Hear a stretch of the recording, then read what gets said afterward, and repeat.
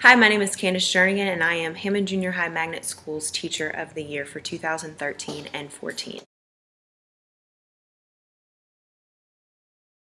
I think the success of a teacher begins with the learning environment. It is the teacher's responsibility to create a culture of respect in the classroom, culture from student to student, and culture from teacher to student.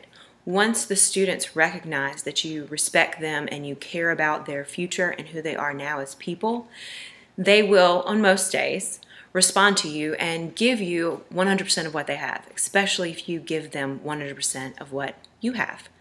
The teacher must also set high expectations in the classroom, not only for the student, but also for the teacher.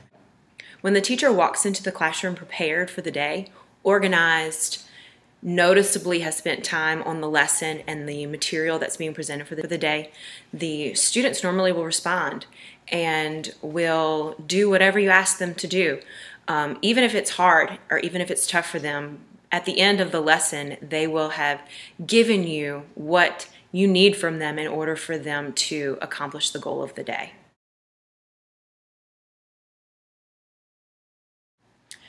Students grow in my classroom because of how I present the content. I try to present my content in the same way that I myself would learn and engages them. I want them to take part in their own learning. I want them to be offered a time for questioning where they can dig deeper into the content, and their feedback sometimes will guide in the flow of the lesson of where we're going to go and how we're going to get to accomplishing the objective for the day.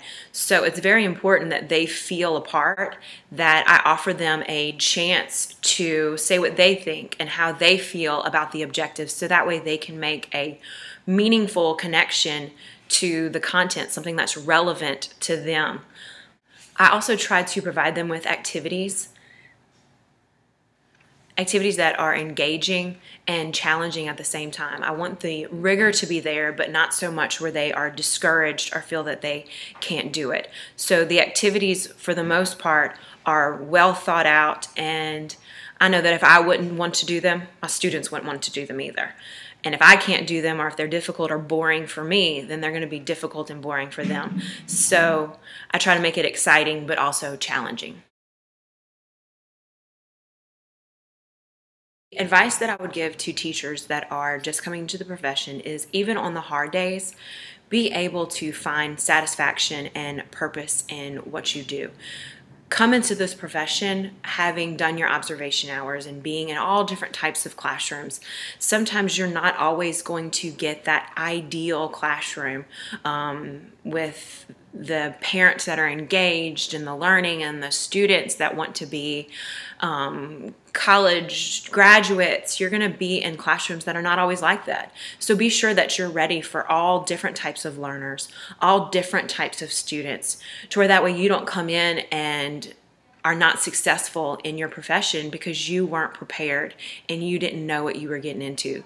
Because we need teachers that are capable of teaching and reaching even the most unreachable child at times, because it seems that the unreachable children are what we as teachers would categorize as maybe an unreachable child, are the ones that end up making the most difference in the world and in their community and in their town. So we want to make sure that all children are reached.